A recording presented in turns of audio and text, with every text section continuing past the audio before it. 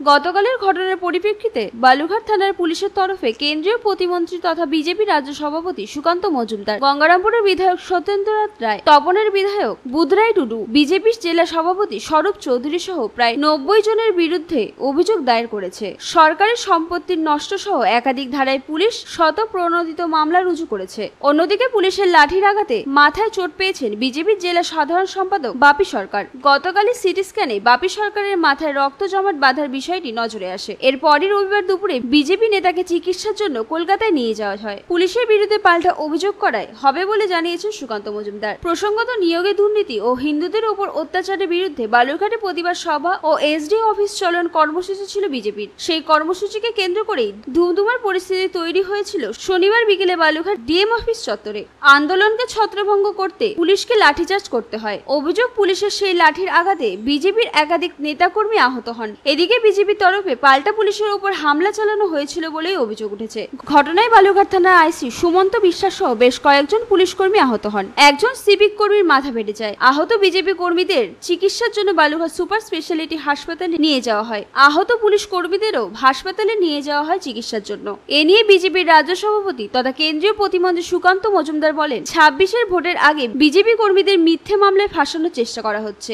এ নিয়ে তারাও পাল্টা মামলা করবেন বলেই সুকান্ত মজুমদার জানিয়েছেন।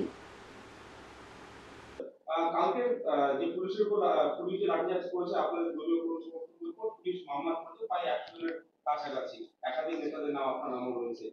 কি অবস্থা আপনাদের একজন কর্মী জেলার সাধারণ? না, আমাদের সাধারণ সম্পাদক হসপিটালে ভর্তি, আপনারা জানেন। গতকাল তাকে ভর্তি করা হয়েছিল।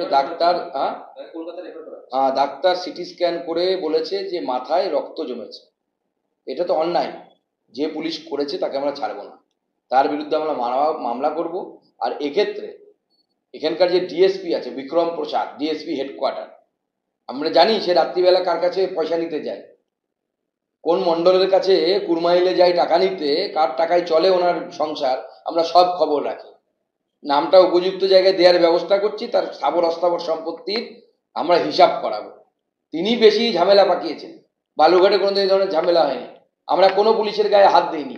আমরা পুলিশের ব্যারিকেড ছিল, আমাদের কর্মীরা সেই ব্যারিকেড ভাঙার চেষ্টা করেছে। এটা তো সব গণতান্ত্রিক আন্দোলনে হয়। কোনো পুলিশের গায়ে হাত দেওয়া হয়নি। তারপরে পুলিশ যে ধরনের আচরণ করেছে, আচরণ মেনে নেওয়া যায় না। আমরাও পুলিশের বিরুদ্ধে মামলা করব।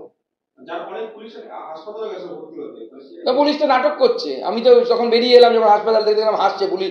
আইসিকে ঘিরে যারা ছেলেপেলে, যারা পুলিশের ছেলেপেলে যারা দাঁড়িয়ে আছে, কনস্টেবল হবে হয়তো, তারা হাসাহাসি করছে। আরে কেউ অসুস্থ হলে সেখানে গিয়ে কেউ হাসাহাসি করে? পরিষ্কার বোঝা যাচ্ছে এটা মিথ্যে কেস দেওয়ার জন্য, মিথ্যে মামলা দেওয়ার জন্য এটা চলছে। 26-এ নির্বাচনের আগে আমাদের কর্মীদেরকে গ্রেপ্তার করার জন্য একটা চক্রান্ত পুলিশের তরফ থেকে চলছে। বালুরঘাট থেকে মান্টি সিং এর রিপোর্ট, কুলিক নিউজ।